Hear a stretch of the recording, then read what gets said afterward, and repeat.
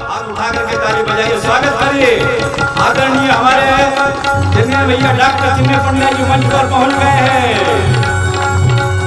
ओम भूर्भुवः स्वः तत्सवितुर्वरेण्यं भर्गो देवस्य धीमहि धियो यो न प्रचोदयात्। ओम भूर्भुवः स्वः तत्सवितुर्वरेण्यं भर्गो देवस्य धीमहि धियो यो न प्रचोदयात्।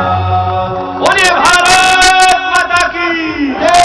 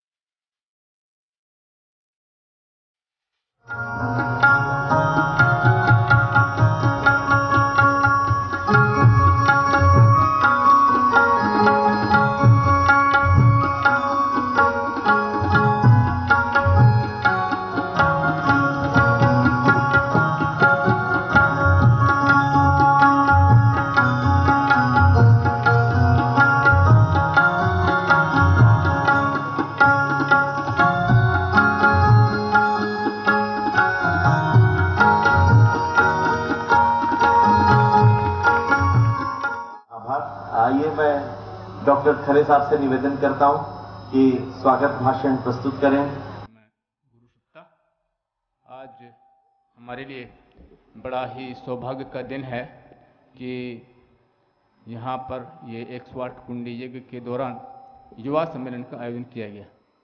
दरअसल हमने हमारे यहाँ जो रीजनल एक मीटिंग हुई थी 3 साल पहले, उसमें हमने ये निर्णय किया था कि झुंझुनू जिले के युवाओं को हम जागृत करेंगे और उसी के प्रयास में हमारा प्रयास चल रहा है। उसी प्रयास में ये युवा सम्मेलन का आयोजन हमने इस बीच में रखा हुआ है। डॉक्टर चिन्मय पंडिया जी तो बहुत उच्च स्तरीय साधक हैं, डॉक्टर हैं, MBBS हैं और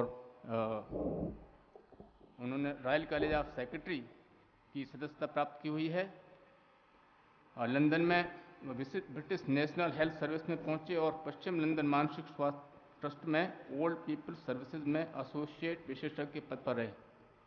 इसमें उन्होंने अल्जीमियर्स रोग के कारण उत्पन्न डिमेंशिया के इलाज में ध्यान केंद्रित करते हुए कई मनोवैज्ञानिक विकारों वाले मरीजों की चिकित्सा की। 2010 में उन्होंने अपनी अंतरात्मा की आवाज़ को सुना और भारत लौटे वापस और उसके बाद में तब से देव संस्कृति विश्वविद्यालय के प्रो चांसलर के रूप में कार्यभार संभाल रहे हैं और दूसरे भी उनके उसे अन्य कार्य हैं। देश विदेश में कई यूनिवर्सिटीज़ में उन्होंने लेक्चर्स दिए हुए हैं, सदस्यता प्राप्त हुई है। और एक और बहुत अच्छा मतलब जो है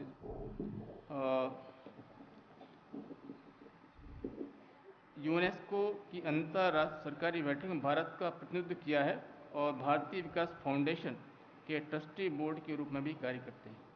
विश्व स्तर पर प्रतिष्ठित टेम्पल्टन पुरस्कार समिति के न्यायाधीशों में से एक हैं और अपनी समस्त जिम्मेदारियों के साथ साथ डॉक्टर पंडिया एक व्यस्त मनोवैज्ञानिक अभ्यास भी जारी रखते हैं। और सबसे महत्वपूर्ण बात यह है कि बहुत ही सिंपल नेचर है, बहुत ही सिंपल व्यक्ति हैं। लगता नहीं कि इतनी उन्होंने योग्यताएं प्राप्त की हैं और इतना दायित्व उनके ऊपर है। तो आज हमारे बीच में डॉक्टर पंडिया जी हैं और डॉक्टर चंद्रशेखर साहब के बारे में मेरे ख्याल पिलानी वालों को कोई इंट्रोडक्शन देने की ज़रूरत ही नहीं है। पहले अपने सीरी में डायरेक्टर थे, उसके बाद में अपने बिट्स में अभी प्रोफेसर हैं, एसोसिएट एमरिटस प्रोफेसर हैं और अभी उनको एक मतलब नया असाइनमेंट मिल गया है CSR के टेक्निकल यूनिवर्सिटी का वाइस चांसलर का, तो वो भी है। लेकिन उसके साथ साथ साइंटिस्ट होने के साथ साथ बहुत आध्यात्मिक नेचर के व्यक्ति हैं। आज हमको इन दोनों का आपका मार्गदर्शन मिलेगा और ये बड़े सौभाग्य की बात है, हम सबके बीच में आज ये हैं, आप इसका आनंद लीजिए। भाइयों बहनों, हम सभी बहुत देर नहीं लगाएंगे आदरणीय भाई साहब और आपके बीच में, क्योंकि आज का मुख्य आपके यहाँ पे बैठने का उद्देश्य आदरणीय चिन्मय भाई साहब को सुनना है और वो भी काफ़ी लंबे सुबह से 6 बजे से हरिद्वार से चले हैं और सीधे मंच पर आए हैं। और काफ़ी व्यस्त दिनचर्या होने के कारण और ऐसी ही उनकी मंशा है कि इस कार्यक्रम के तुरंत बाद फिर हरिद्वार के लिए प्रस्थान करेंगे और वो केवल आपसे मुखातिब होने के लिए आए हैं, इसलिए इसके बाद उनका ही उद्बोधन है। मगर उससे पहले जिस विषय पर वो आपसे बात करने के लिए आए, ये समय बहुत विशेष है। ये समय जागरण का समय, एक ऐसा समय है जहां कोई व्यक्ति के जागने से बात नहीं बनेगी। व्यक्ति कौन है और देश कौन है, तो ये कोई अलग अलग व्यवस्था नहीं है, बल्कि व्यक्ति इकाई है और वो सब मिलकर के, इकाइयां मिलकर के एक देश बनती है। जब देश का एक एक व्यक्ति जागता है तो देश जागता है, राष्ट्र जागता है, और जब देश का व्यक्ति सो जाता है तो राष्ट्र सो जाता है। तो यदि राष्ट्र को जगाना है तो व्यक्ति को जगाना होगा। और जब हमारे अभी भारत की तुलना की जाए, भारत की बात की जाए, तो भारत राष्ट्र है और ये वो राष्ट्र है जहां 65% से ज्यादा युवा हैं, और युवा कहीं ना कहीं किसी ना किसी बात में ये नहीं कह सकते कि सोया है, मगर हाँ तंद्रा में तो है, हल्की सी उबासी तो है उसके अंदर, चाहे वो भोगवाद की हो, चाहे वो नशे की हो, चाहे ऐसे बहुत सारे की भटकन हमको दिखाई देती है जहां वो उसके आंखें बंद तो नहीं है मगर आगे का जो घट रहा है वो उसको दिखाई नहीं देता। तो जब इस राष्ट्र को जगाना है तो सबसे बड़ी आवश्यकता है कि इसके युवाओं को जगाना होगा। अनुभूति इसी बात की है, इसी अनुभूति कार्यक्रम में हम लोग उपस्थित हैं। एक गीत हमारे बीच में होगा, राष्ट्र के जागरण का समय आ गया। अब ये देश जगेगा, और ये स्वामी विवेकानंद जी का कथन है, वो कहते हैं कि भारत की उन्नति होगी, विश्वास रखो, ये प्रभु की आज्ञा है। वो कहता है ऐसा होने वाला है, ये निश्चित है, भगवान ने व्यवस्था बना करके रखी है। महर्षि अरविंद भी कहते हैं कि भगवान ने ज्ञान के दीपक को अपने हाथ से ढक रखा था ताकि भौतिकता का विकास हो सके, इसलिए थोड़ी देर के लिए, कुछ समय के लिए भारत सो गया था, थोड़ी देर के लिए। इससे पहले तो बहुत जगह हुआ था, हम गौरवशाली इतिहास पढ़ते हैं, इसी राजस्थान भूमि के पढ़ते हैं, मगर कुछ देर के लिए भगवान ने ही उस ज्ञान के दीपक को ढक दिया।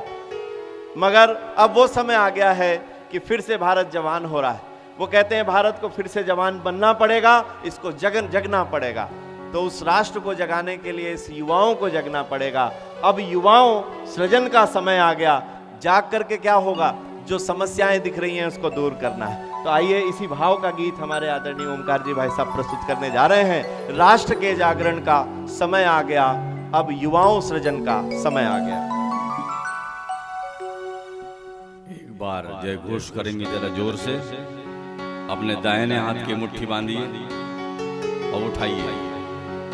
इस राजस्थान की उस मिट्टी को याद करिए जहां पर महाराणा प्रताप जैसे योद्धा जिन्होंने कभी हार नहीं मानी, उस भूमि के, उस माटी की हम लाल हैं, उसके सपूत हैं। बोलिए भारत माता की, अंगिलो राजस्थान की, हल्दी घाटी की माटी की। ये समय है इतिहास को याद करने का। हमारे बुजुर्ग, हमारा इतिहास कितना महान था, इसलिए बार बार याद दिलाया जाता है कि आप उस मिट्टी के सपूत हैं। भारत का इतिहास अगर जानना है तो हिंदुस्तान की दीवारों से पूछना। राजपूत रेजिमेंट कितना इतिहास है। भारत का इतिहास जानना है तो हिंदुस्तान की दीवारों से पूछना। और भारत की शौर्य गाथा अगर जानना है तो महाराणा की तलवारों से पूछना। और नारी की शील को अगर जानना है तो चित्तौड़ के अंगारों से पूछना। नारी की शील और मर्यादा क्या होती है वो चित्तौड़ के अंगारों से पूछना। नारी की देशभक्ति क्या होती है तो झांसी के मीनारों से पूछना। और अगर कहीं इस भविष्य के युवा साथियों, कहीं अगर आप अटक जाए इस संसार में तो परम पूज्य गुरुदेव के विचारों से पूछना। वो गुरुदेव के विचार हैं जो प्रकाश स्तंभ की तरह आपको मार्गदर्शन देंगे। समय बहुत कम है, बस जज्बा रखिए, हिम्मत रखिए, हौसले रखिए, जुनून रखिए। एक दुनिया को बदलने के लिए जिंदगी ये बार बार नहीं मिलती, वक्त सबको मिलता है जिंदगी बदलने के लिए, पर जिंदगी दोबारा नहीं मिलती है वक्त बदलने के लिए। इसलिए समय है, राष्ट्र की आत्मा को जगाना है, युवा शक्तियों के दिलों को जगाना है। आदरणीय डॉक्टर चिन्मय पंड्या जी सवेरे से चलते हुए आ रहे हैं आपके बीच में, आपकी उस आत्मा को झकझोरने के लिए, राष्ट्र की आत्मा को जगाने के लिए। यही इस गीत के अंदर भाव है।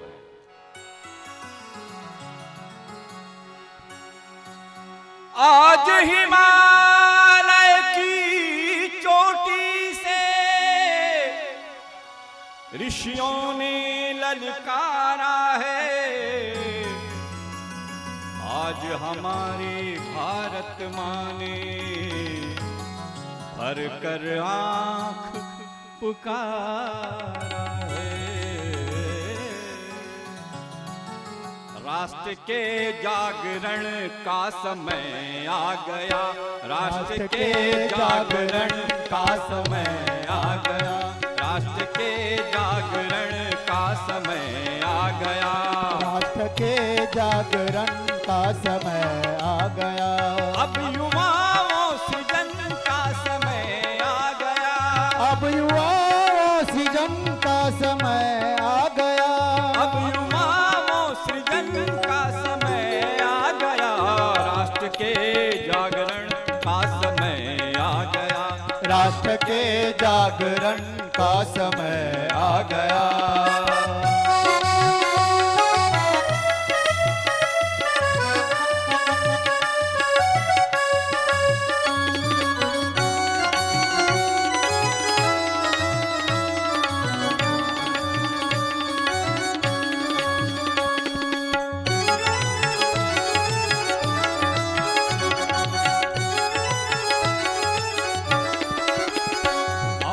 बिखरे रहे आत्मबल के धनी, अब न बिखरे रहे आत्मबल के धनी, आज बनना तुम्हें विश्व में अग्रणी, आज बनना तुम्हें विश्व में अग्रणी। शुद्ध देवत्व को है जगाना हमें, है इसी भूमि पर स्वर्ग लाना हमें, शुद्ध देवत्व को है जगाना तुम्हें, है इसी भूमि पर स्वर्ग लाना तुम्हें। स्वर्ग के अवतरण का समय आ गया, स्वर्ग के अवतरण का समय आ गया, स्वर्ग के अवतरण का समय आ गया, राष्ट्र के जागरण का समय आ गया, राष्ट्र के जागरण का समय आ गया।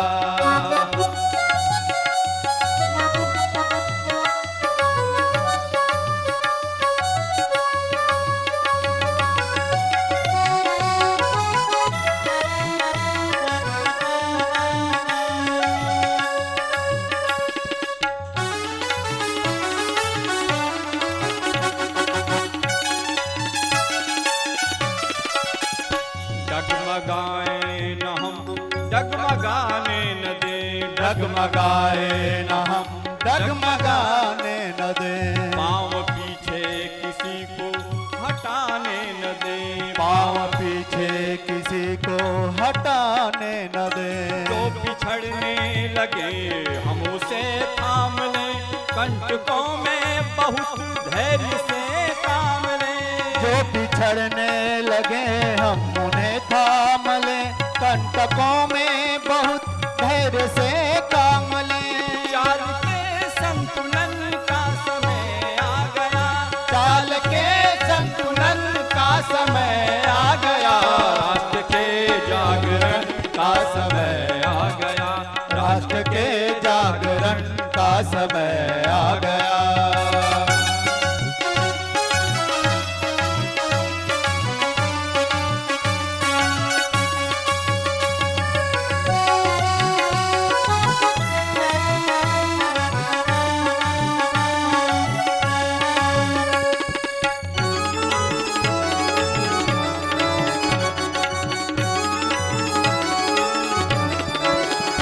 धर्म भाषा जनित भिन्नता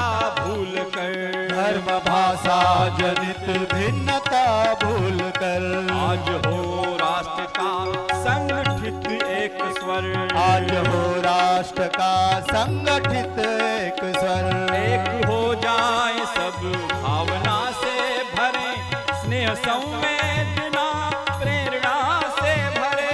एक हो जाए सब भावना से भरे, स्नेह संवेदना प्रेरणा से भरे। श्रेष्ठ के संगठन का समय आ गया, श्रेष्ठ के संगठन का समय आ गया, जागरण का समय आ गया, राष्ट्र के जागरण का समय आ गया। पिलानी को तो जगह नहीं है भाई, जरा हाथ खोल करके ताली बजाइए तो पता चले कि पिलानी जाग गई है।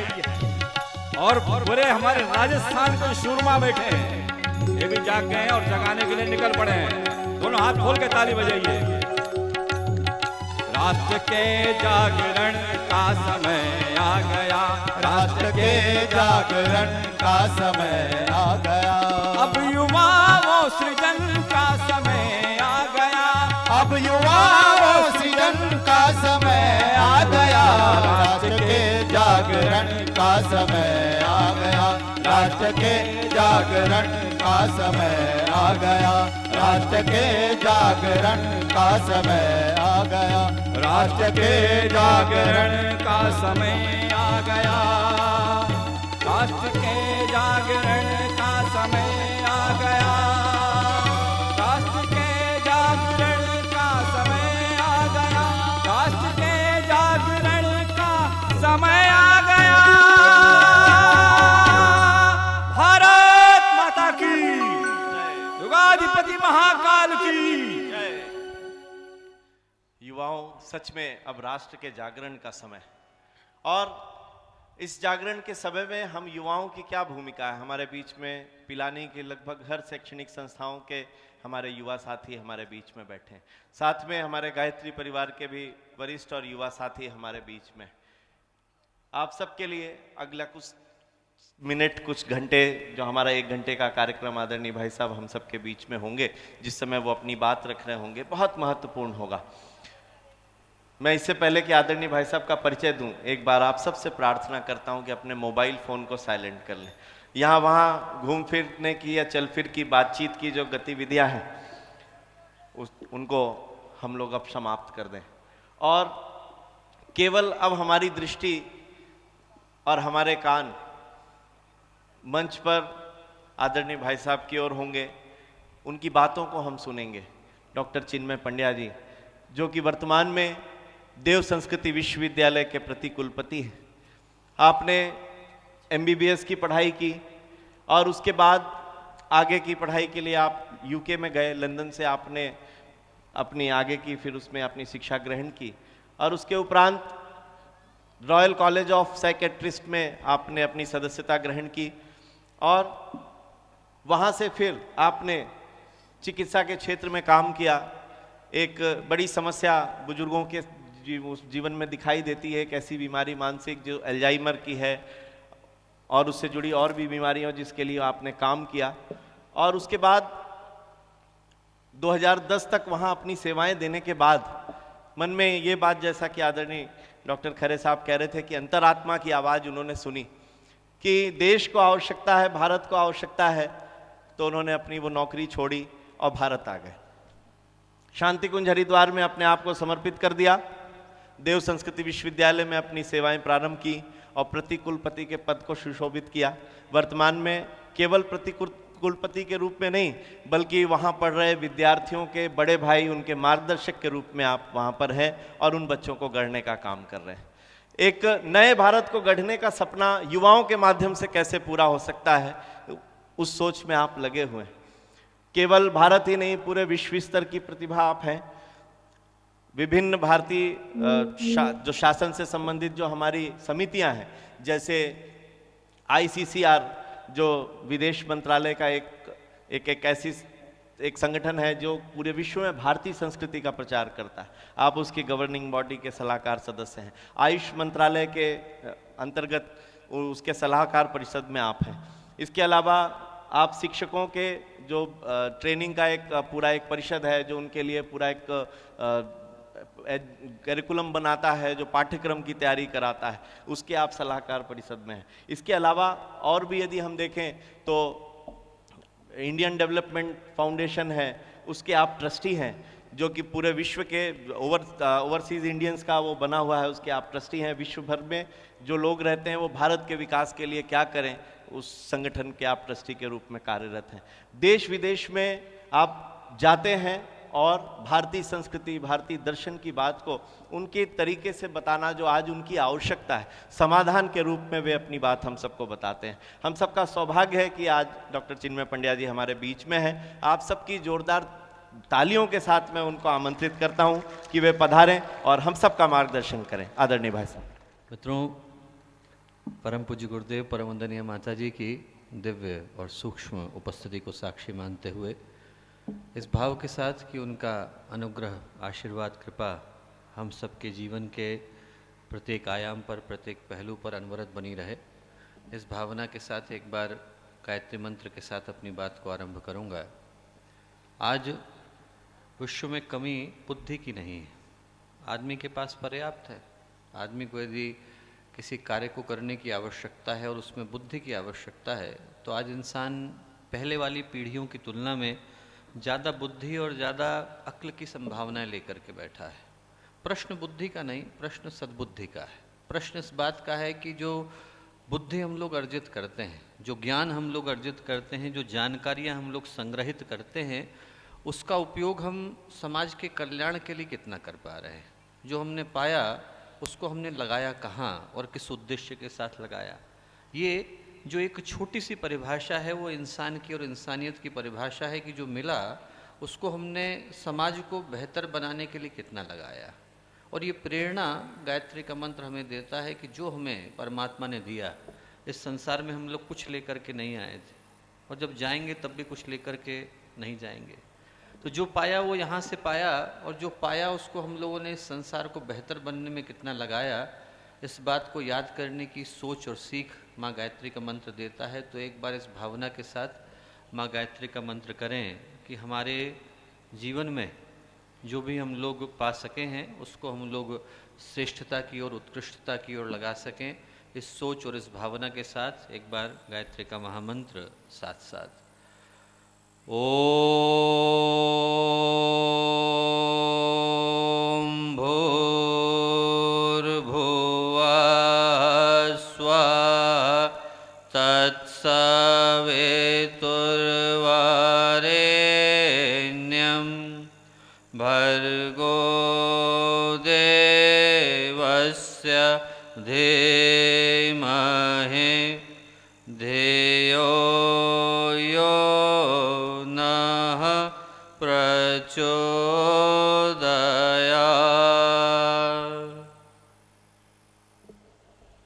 परम पूज्य गुरुदेव परम वंदनीय माता जी के दिव्य सानिध्य में, पिलानी के इस पवित्र क्षेत्र में, मित्रों अभी आप लोग सुन रहे थे राष्ट्र के जागरण का समय आ गया। और संयोग ही कह लीजिए कि इस वर्ष को भी गायत्री परिवार शक्ति संरक्षण वर्ष के नाम से मना रहा है। ये जो वर्ष है इसका उद्देश्य यही है कि जो मनुष्य होने के नाते जिन जिन शक्तियों के जागरण की संभावनाएं हमारे जीवन के अंदर विद्यमान है, वो सारी की सारी शक्तियां जो या तो अभी हमारे पास हैं या भविष्य में हो सकती हैं, जिनको हम लोग या तो अभी लेकर के बैठे हैं या कभी भविष्य में उसको हस्तगत करने वाले हैं, उन सब के सही सही उपयोग की व्यवस्था आज की तारीख में हम लोग बना लें। मनुष्य होने के नाते संभावनाएं अनंत हैं हमारे पास, पॉसिबिलिटीज़ जो हैं वो एंडलेस हैं। जो हम लोगों के पास कर गुजरने की क्षमता है उसकी सही सही नाप तोल भी नहीं हो सकती। विवेकानंद बनने की संभावना भी हमारे पास है और गुरुदेव बनने की संभावना भी हमारे पास है, ऋषि बनने की संभावना भी हमारे पास है और संत बनने की संभावना भी हमारे पास है, महान बनने की संभावना भी हमारे पास है और एक क्रांतिकारी बनने की संभावना भी हमारे पास है। वो सब कुछ कर गुजरने की और वो सब कुछ बनने की क्षमता हमारे पास है इंसान होने के नाते। जो यदि पूर्ण हो जाएं, यदि वो सारे के सारे बीज जो हम अपने अंदर लेकर के चल रहे हैं, यदि वो वृक्ष में बदल जाएं, वो सारी की सारी संभावनाएं जो हम अपने अंदर लेकर के चल रहे हैं, यदि वो साकार हो जाएं, तो फिर जीवन में, मन में एक ऐसी शांति, एक ऐसी पूर्णता, एक ऐसा गौरव जन्म लेते हैं जिसके आगे संसार के सारे खजाने फीके पड़ जाते हैं। वो जो बीज है दोस्तों, वो जो संभावना है, वो जो पॉसिबिलिटी है, वो जो पोटेंशियल है, हम में से हर एक के अंदर है। कहने के लिए नहीं कह रहा, पर हम में से हर व्यक्ति अपने अंदर उस क्षमता को लेकर के आया है।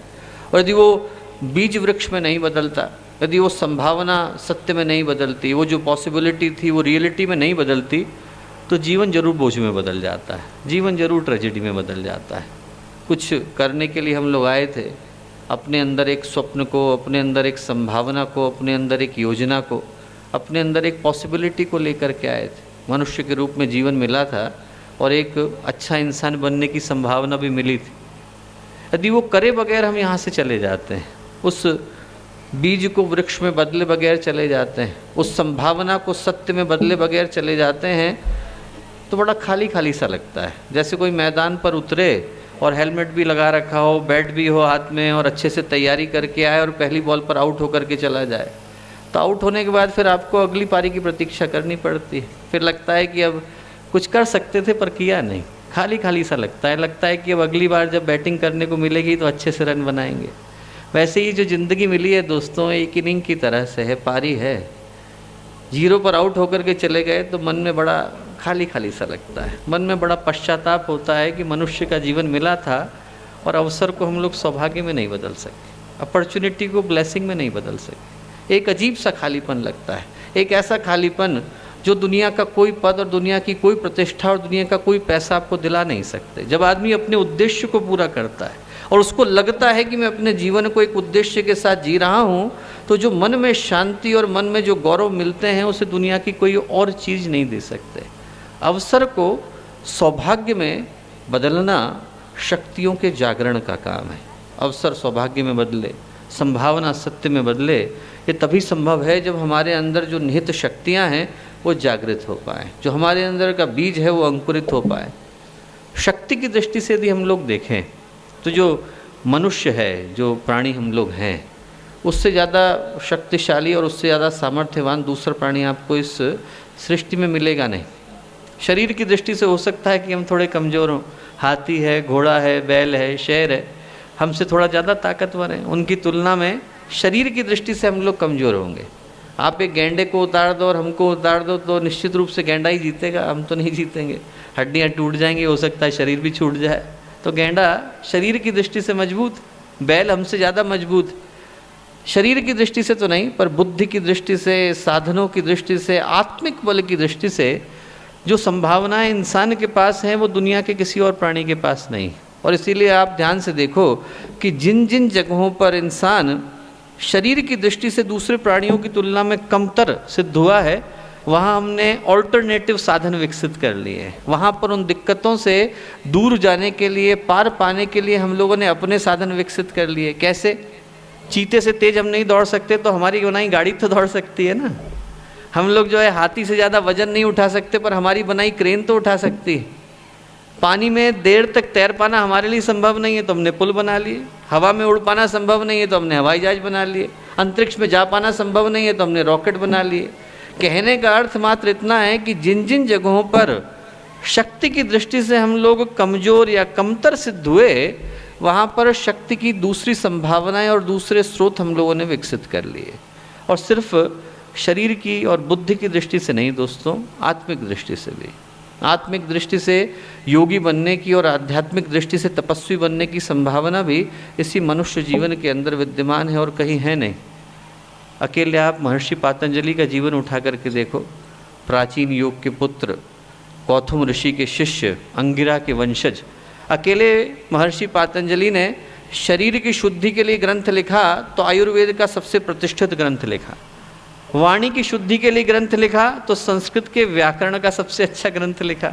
और चित्त की शुद्धि के लिए, मन की शुद्धि के लिए ग्रंथ लिखा तो योग सूत्र लिख दिया। और तीनों के तीनों ऐसे हैं कि उससे ऊपर जाकर शिखर को छू दिया है, उससे ऊपर जाकर के लिख पाना और कह पाना अब संभव नहीं। जिस किसी को भी मनुष्य के अंदर उपस्थित आध्यात्मिक शक्तियों पर जरा सा भी संदेह हो, महापुरुषों के जीवन को उठा करके देख ले। आप किसी को भी उठा करके देखेंगे तो यही पाएंगे कि ऐसा लगता है कि एक ही व्यक्ति के अंदर हजारों व्यक्ति एक साथ विद्यमान हैं, एक साथ उपस्थित हैं। ज़्यादा दूर क्यों जाए हम लोग, गुरुदेव के जीवन को उठा करके देखें। जीवन का आधा समय गुरुदेव का लगभग एकांत में गया है, कंप्लीट सॉलिट्यूड। साधना के कारण या उनकी अपनी खुद की इच्छा के कारण गुरुदेव ने जीवन के एक बहुत बड़े हिस्से को एकांत में गुजारा। और जितने हिस्से को हम लोग जानते हैं, जितने हिस्से में उनका समाज से परिचय हुआ, उस अकेले अवधि के अंदर, उस अकेले समय के अंदर गुरुदेव ने 3400 के करीब पुस्तकें लिखी हैं। किसी को जरा सा भी संदेह हो कि एक व्यक्ति लिख सकता है तो 3400 पत्र लिख करके दिखा दे। 3400 पत्र लिखने में आदमी को पता चल जाएगा कि 3400 पुस्तकें किसे कहते हैं। अकेले व्यक्ति हैं जिनने भारतीय आर्ष साहित्य जितना का जितना है उस सब का पूरे के पूरे का अनुवाद कर दिया। और आर्ष साहित्य में आगम है, निगम है।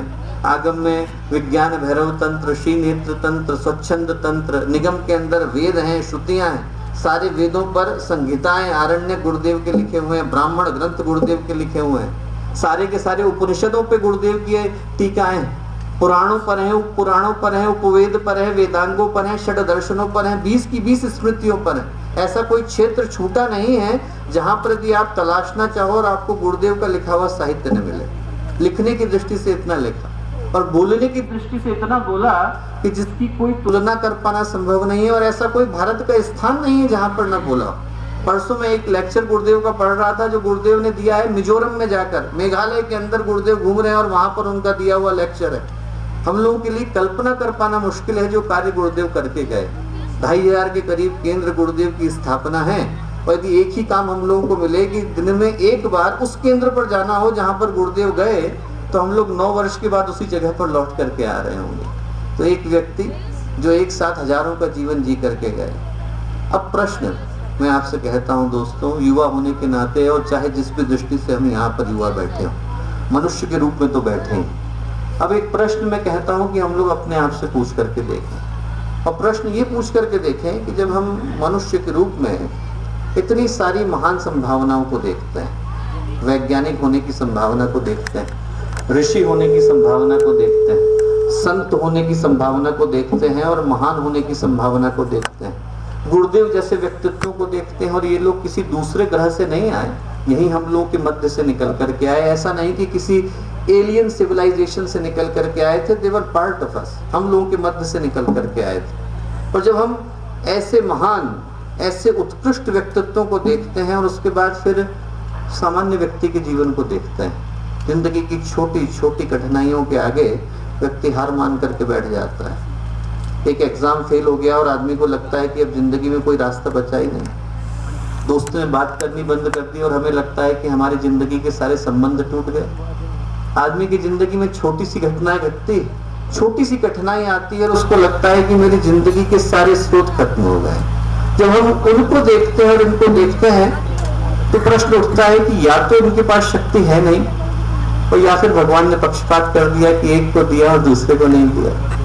यदि आप इन महापुरुषों को देखो, भगत सिंह को देखो, राजगुरु को देखो, बिस्मिल को देखो, आरुणि को देखो, अभिमन्यु को देखो, राणा प्रताप को देखो, शिवाजी को देखो, इन महान व्यक्तित्वों को देखो, राणा सांगा को देखो, 108 घाव खाने के बाद 1000 की सेना को हरा करके आए थे।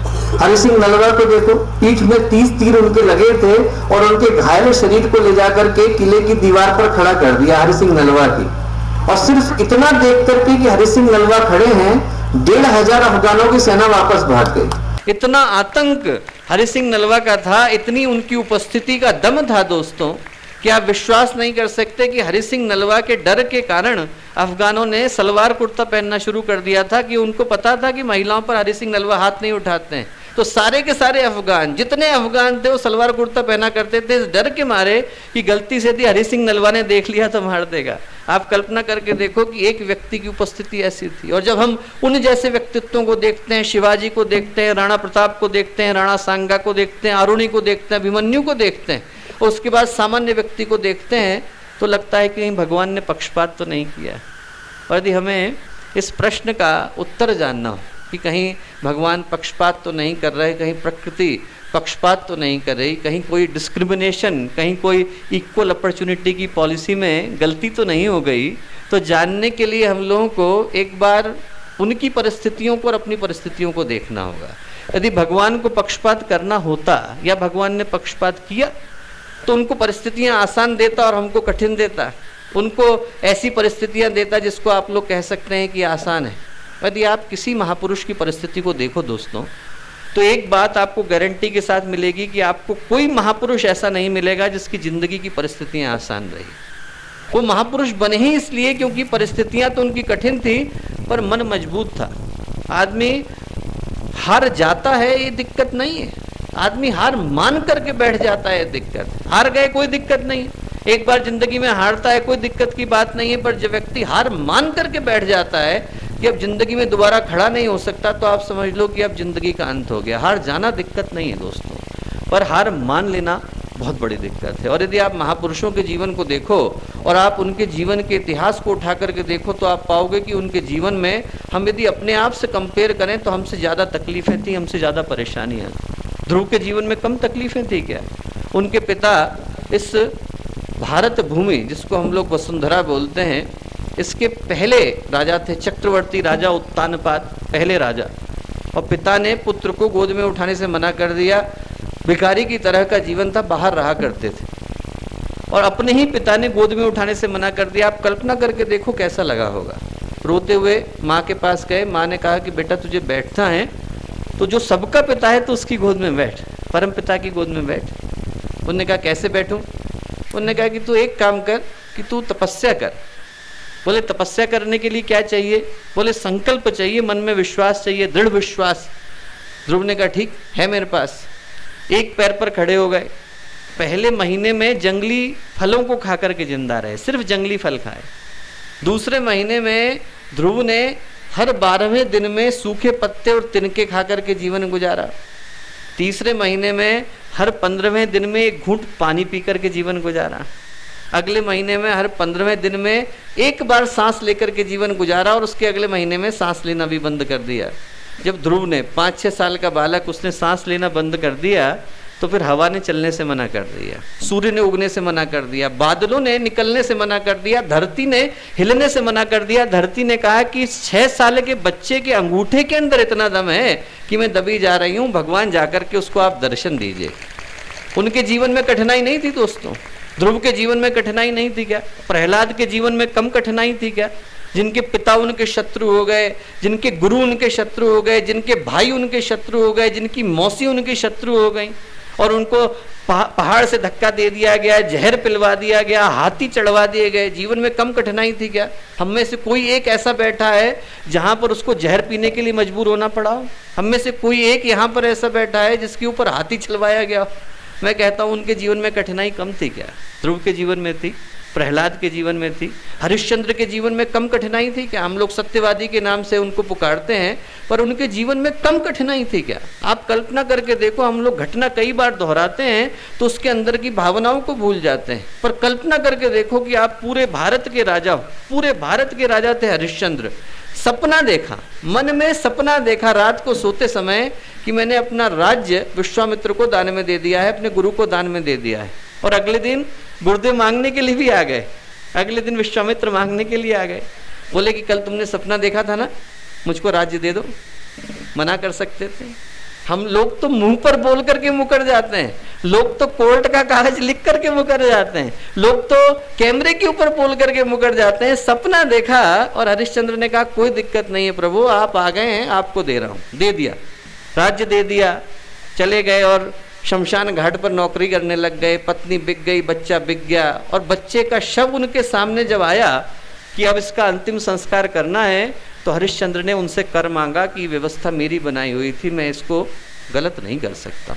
कल्पना करके देखो, एक बार हम लोग उसी जगह पर हम लोग खुद को खड़ा करके देखें कि मन में और छाती में कैसा लगा होगा कि पुत्र का शव सामने खड़ा है और कर मांगने को हम बाध्य हो रहे हैं। जीवन में कठिनाई कम थी क्या दोस्तों? ध्रुव के थी, प्रहलाद के थी, हरिश्चंद्र के थी, बलि के थी, शिवी के थी। राजा शिवी, उनके दान की चर्चा हम लोग करते हैं। उनकी परीक्षा को लेने के लिए स्वयं धर्म और स्वयं यम आए।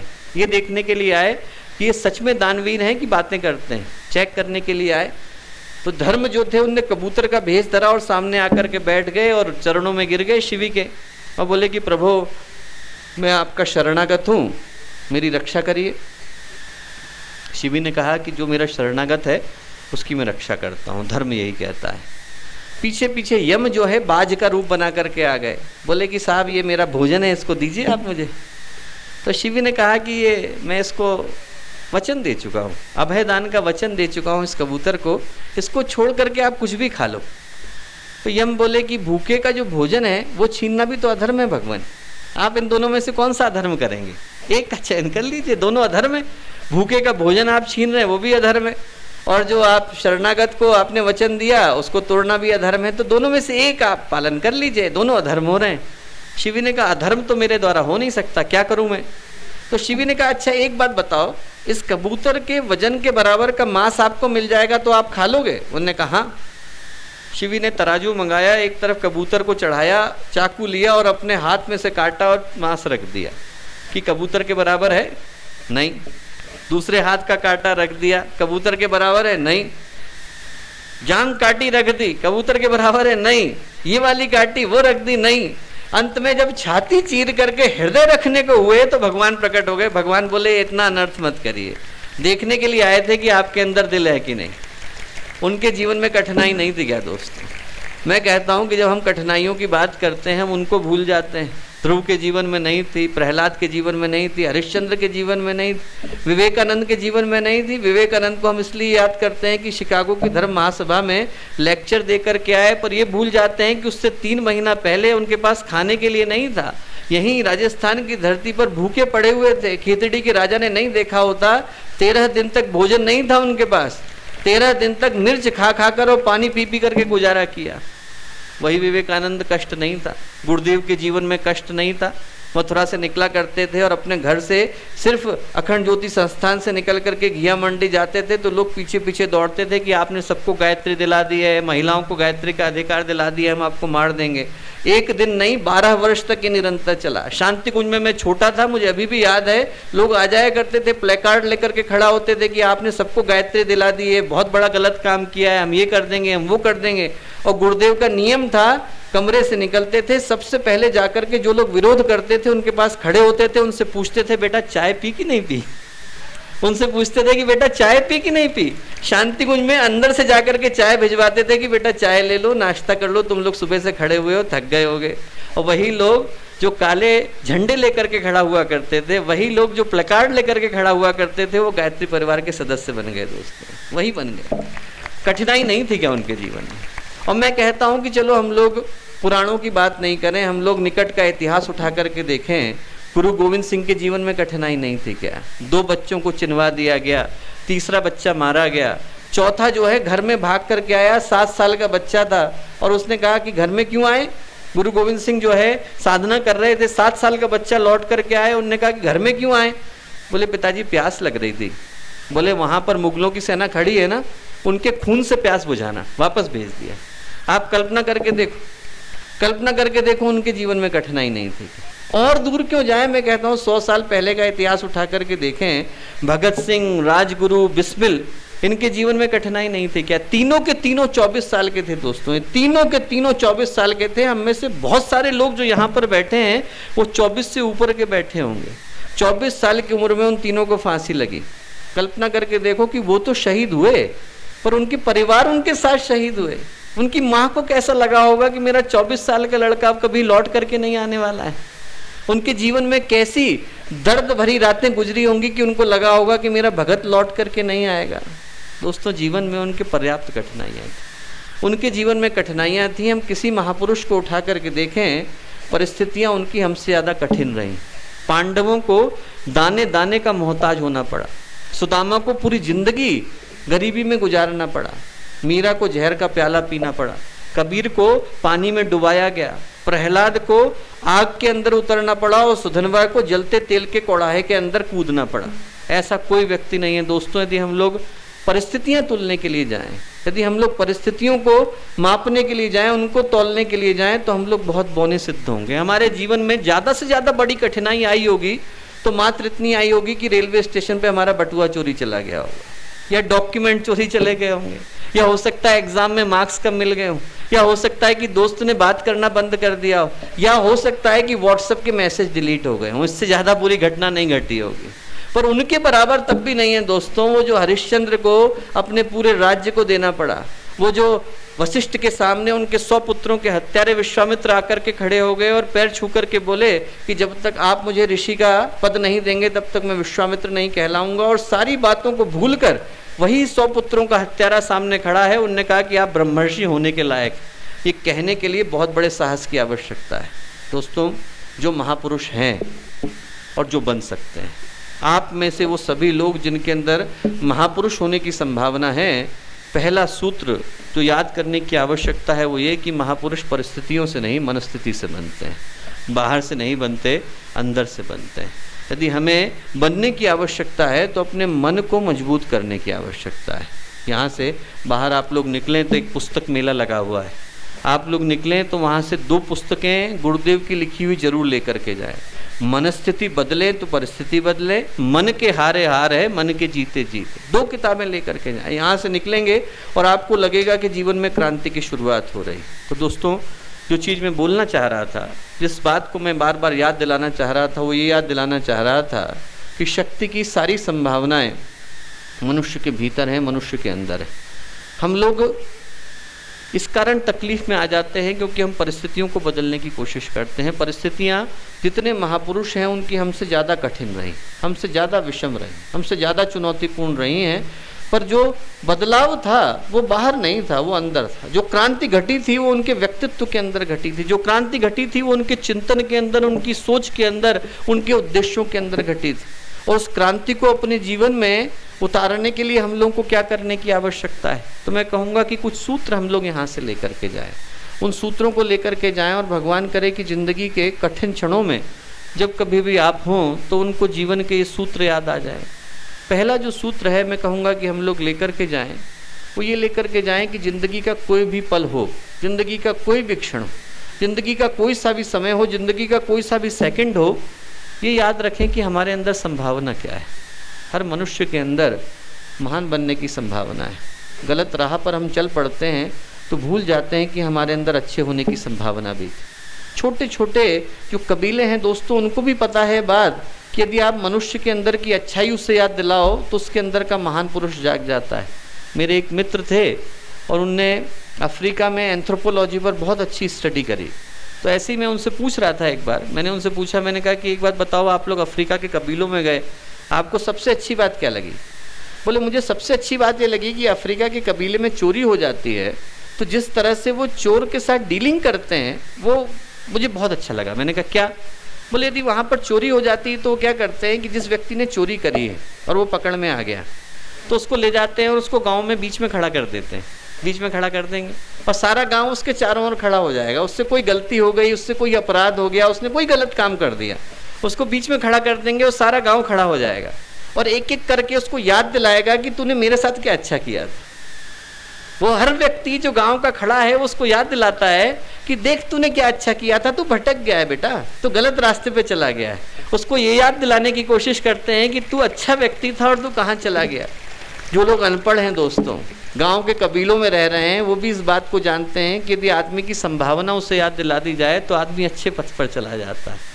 हर व्यक्ति के अंदर संभावना है। मैं कहूँगा कि हम लोग गलत संभावनाओं को क्यों लेकर के जाएं। आपके अंदर जब अच्छा बनने की संभावना है, आपके अंदर महान बनने की संभावना है, आपके अंदर एक ऐसा व्यक्ति बनने की संभावना है जिस पर आपको स्वयं को गर्व हो, स्वयं को गौरव हो, तो हम गलत संभावना लेकर के क्यों जाएं। पहली चीज़ हम लोग याद रख करके जाएं कि हमारे अंदर संभावना क्या है। जब विवेकानंद लौटे यात्रा से तो कोलंबो में उनने जब अपना पहला लेक्चर दिया तो उनने यही बात कही कि मनुष्य के अंदर सारी संभावना है, वो स्वयं ही अपने चेहरे को ढक करके बैठ गया है और भूल गया है कि मैं कौन हूँ।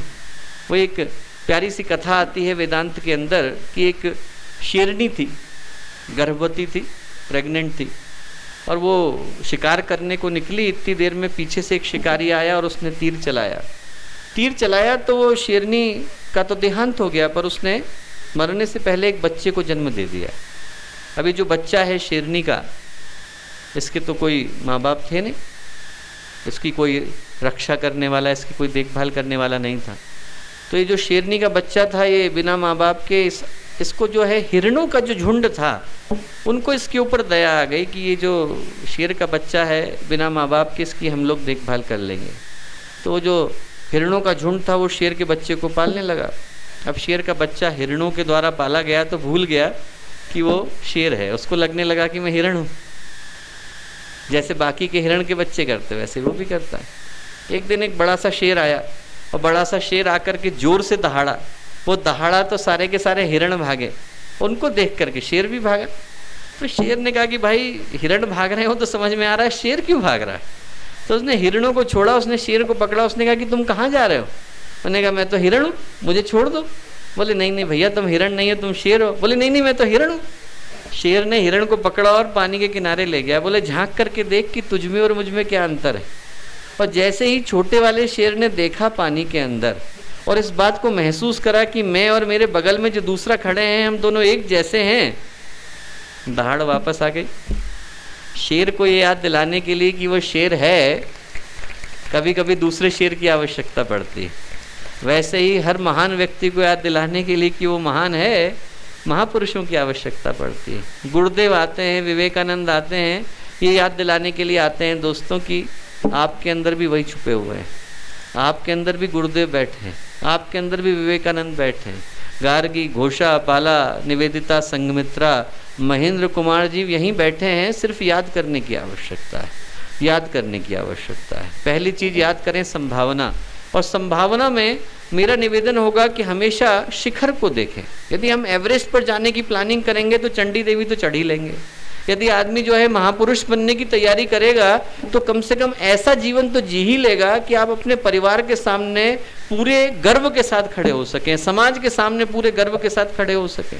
तो पहली चीज याद रखने की आवश्यकता है कि हमारी संभावना, और संभावना हमेशा महान, याद करके जाएं।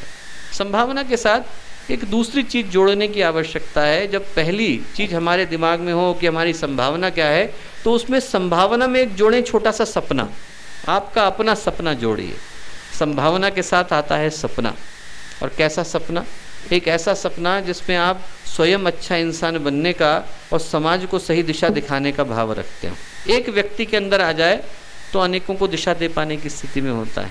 एक छोटी सी घटना पहले भी सुना चुका हूँ और आज फिर से सुनाता हूँ। एक चेन्नई में बहुत छोटी जगह पर रेलवे स्टेशन पर एक महिला रहा करती थी, इडली बेच करके गुजारा किया करती थी। 4 बच्चे थे।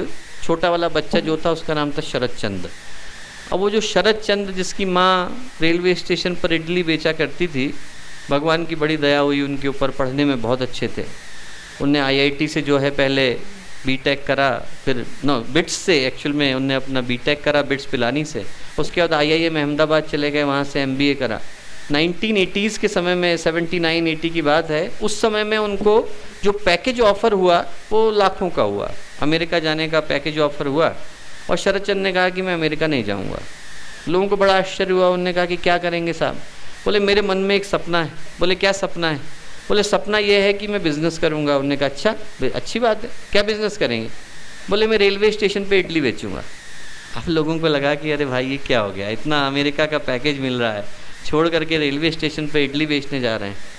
अब सपना उनका ऐसा पूरा हुआ दोस्तों कि जब भारत में प्राइवेट एयरपोर्ट से कॉन्ट्रैक्ट देने शुरू हुए तो उनकी जो स्थापित कंपनी थी 1979 में जो उन्होंने स्थापित करी थी, 96 तक आते आते भारत के जितने भी फूड कोर्ट्स थे उनमें से 40% शेयर उनका था। लगभग हर जगह पर उनकी बनाई हुई कंपनी थी। तो बिजनेस की दृष्टि से सफल था। पर जो बात है वो बिजनेस की दृष्टि से नहीं, भावना की दृष्टि से थी। फाइनेंशियल टाइम्स ने उनका इंटरव्यू लिया और फाइनेंशियल टाइम्स ने उनसे इंटरव्यू में पूछा कि एक बात बताइए कि अब हर कोई ये कहता है कि आपका सपना दमदार था, पर जब आपने देखा था तो हर कोई हंसता था। क्या कारण था कि आपने सोचा कि आप इडली बेचेंगे?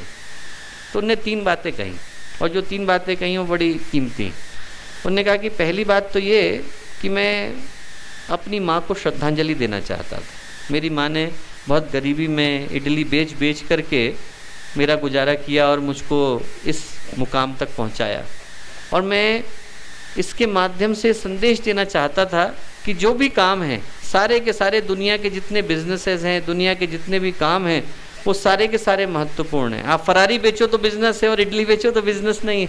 उन्होंने कहा कि दोनों के दोनों काम समान है, मैं अपनी माँ को श्रद्धांजलि देना चाहता था। और बोले दूसरा कारण ये था कि जब मैं बिट्स में था, यहाँ पिलानी में थे, तो नज़दीक में कोई नदी है, वहाँ पर तैरने के लिए गए। वो गए तो वहाँ पर डूबने लग गए नहर के किनारे। उनका एक दोस्त था जो बचाने के लिए गया, तो दोस्त उनको बचाते बचाते खुद डूब गया, पर उसने इनको बचा लिया। तो वो बोले कि ऐसा है, ये शरीर मेरा है पर मैंने अपने दोस्त से उधार लिया है, मैं इससे गलत काम नहीं कर सकता। बोले body is mine but I have borrowed it from my friend, I can not do wrong from this body. उन्होंने कहा इस शरीर से मैं गलत काम नहीं कर सकता।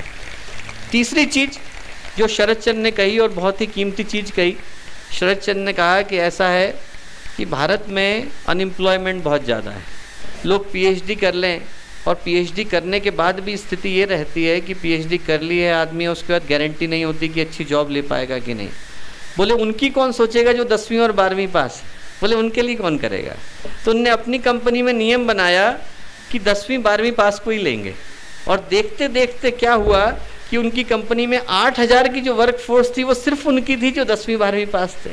तो एक व्यक्ति के सपने ने 8000 लोगों के जीवन को बदल दिया।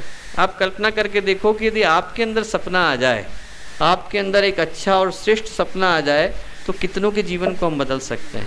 पहली चीज़ याद रखें कि हमारे अंदर मनुष्य होने के नाते दिव्यता की, महानता की संभावना क्या है।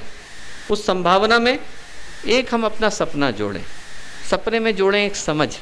हर सपना पूरा करने लायक नहीं होता, सपने में एक समझ लगाने की आवश्यकता होती है कि जाना कहाँ है, करना क्या है, किस तरह से इसकी व्यवस्था बनानी है। उस व्यवस्था को बनाने की जिम्मेवारी भी हमारी है। समझ नहीं हो तो आदमी के दिमाग में बड़ी दिक्कत आ जाती है। वो एक व्यक्ति की कहानी में पढ़ रहा था कि जा रहा था, वो हरिद्वार से निकला और दिल्ली को जा रहा था, तो उसने कंडक्टर से कहा, बहुत भीड़ थी बस के अंदर, तो उसने कंडक्टर से कहा कि भाई जब रुड़की आ जाए तो मुझे बता देना। उन्होंने कहा ठीक है।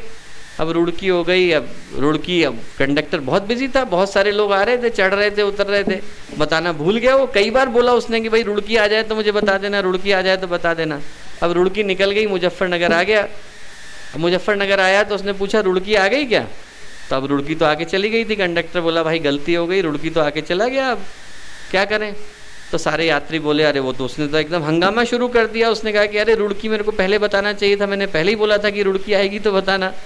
तो उसने कहा ठीक है। कंडक्टर ने बाकी यात्रियों से पूछा, तो बाकी के यात्री बोले कि ऐसा है भाई, वापस चलो, आप रुड़की लेकर के चलो, इस आदमी का काम है रुड़की, वहाँ पर इसको ले चलते हैं।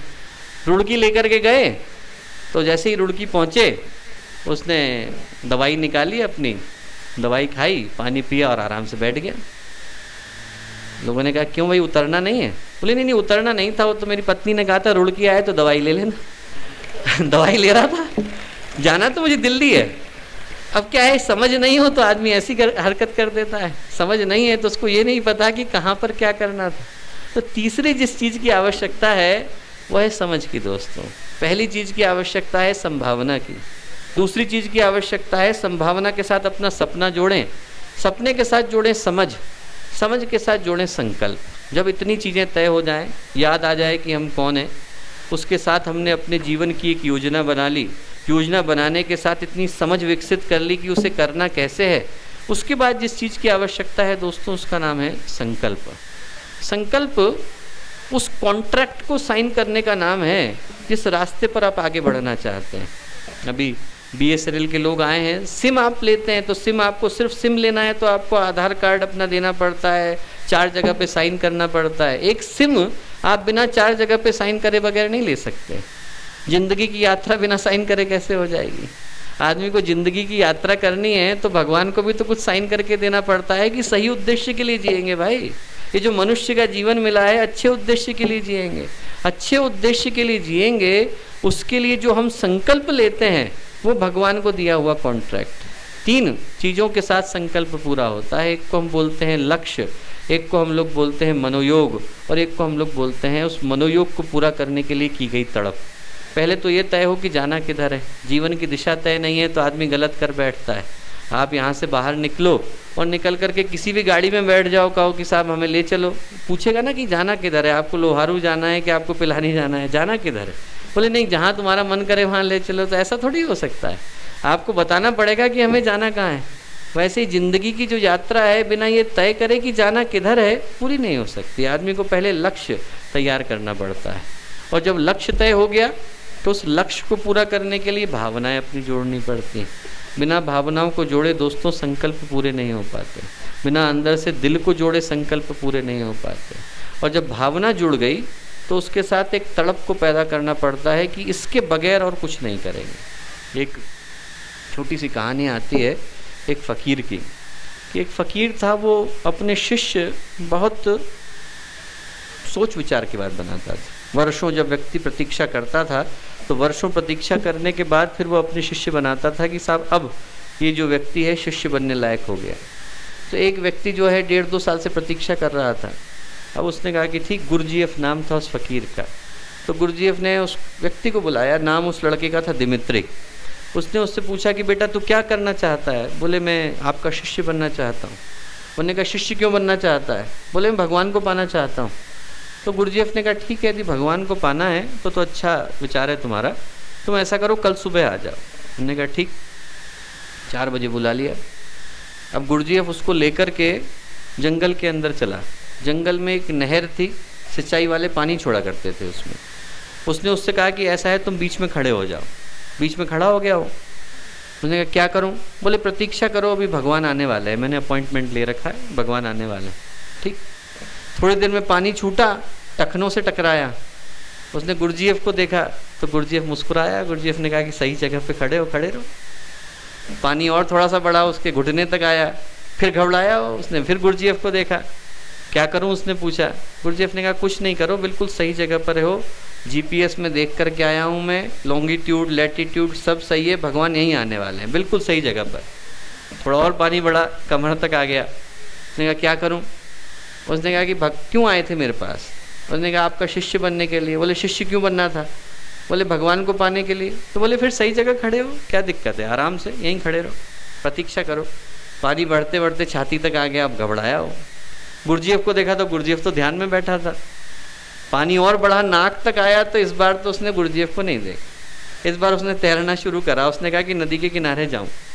जैसे ही तैरने लगा तो गुरजीएफ कूद कर उसकी पीठ पे चढ़ गया, डुबाने लगा उसको। तो उसने एक कोहनी लगाई उसको और भाग करके नदी के किनारे पहुंचा और जोर जोर से गुस्सा होने लगा। उसने कहा क्या कर रहे थे भाई, डुबा रहे थे मुझे।